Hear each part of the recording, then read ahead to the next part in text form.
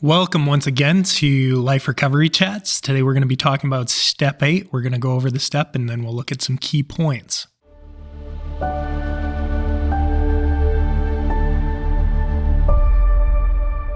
Step 8 is that we made a list of all persons we had harmed and we became willing to make amends to them all. This step is, again, getting back to that hard work. It's great to get a pen and a paper to do this step. In fact, I would say you need it. And so let's look at some key points concerning this step if you're going to do a step 8. The first key point that I want to make is, once again, having another mentor or sponsor is hugely helpful for this step. Anytime you're doing the writing out steps, this is a time where you want to lean on your mentor or your sponsor, where you want to talk to them about it, where you're going to want to get advice from them, someone who's done it before, who can help you in coming up with your list, in how to write it out, in what to do. And again, you can find in the description box below the Life Recovery Workbook, there'll be a link to that, and that's a hugely helpful resource for going through the 12 steps, and particularly these steps where you need to make these lists, because it gives you lots of great questions, and it's up to you whether you want to use that or not, but I'd recommend it, and obviously having a sponsor or a mentor help you as well. The next key point I want to make when it comes to step 8 is that we need to remember to take it one step at a time. This step starts with a list again. Start there.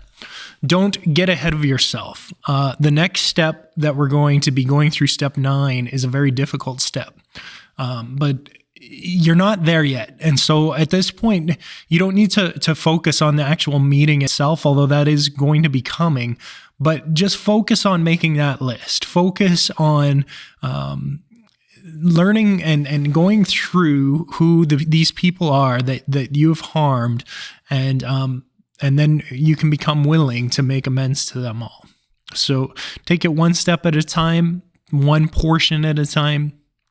A great way to get through the 12 steps. Don't let fear get in the way. Just focus on this one step in writing out those names and how you have harmed those individuals.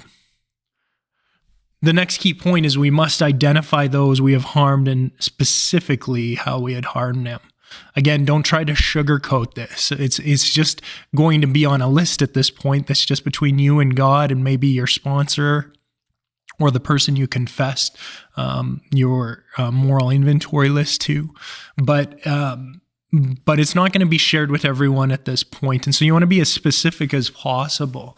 And you want to identify those people specifically, and you want to identify those ways that you've harmed them specifically. The next key point is that we must lay down excuses and justifications and take responsibility for our part in it. Often what will happen is perhaps that person has wronged us. And so we may think, well, I was just retaliating, or I was, moving based on the decision that person made. But when we're talking about going through the 12 steps, we're talking about taking responsibility for our part in it. And so we want to think about that, because this isn't about what they've done that's harmed us. Yes, those things were there. Yes, those things are real. Yes, those things influence us in certain decisions that we've made, but there still are decisions to make. And responsibility is a part of that integrity and character that you're allowing God to build into you.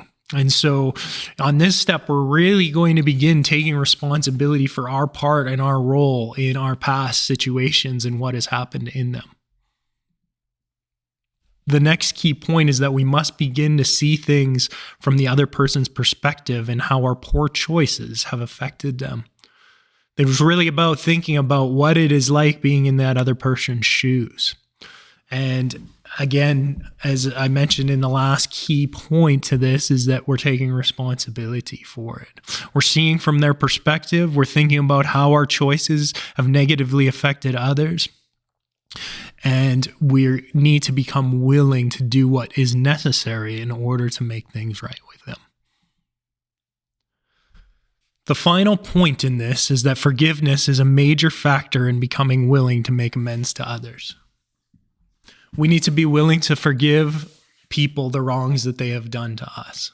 As long as we continue to hold on to that bitterness and unforgiveness, oftentimes we'll keep making excuses for the bad behaviors that we've embraced in our lives. And those are the very things that we need to begin to get rid of if we want to have a consistent walk in recovery.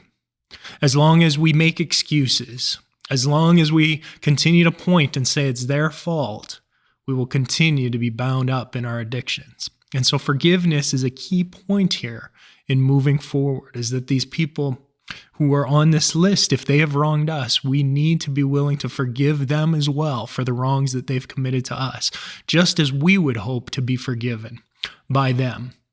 As Jesus Christ said in the Gospels, "Blessed are the merciful, for they shall receive mercy." And so I hope that you will receive mercy on this journey. Again, I wish you the best of luck. I'm praying for you. And like I said earlier, take it one step at a time, and I hope to see you in the next session of Life Recovery Chats. God bless you.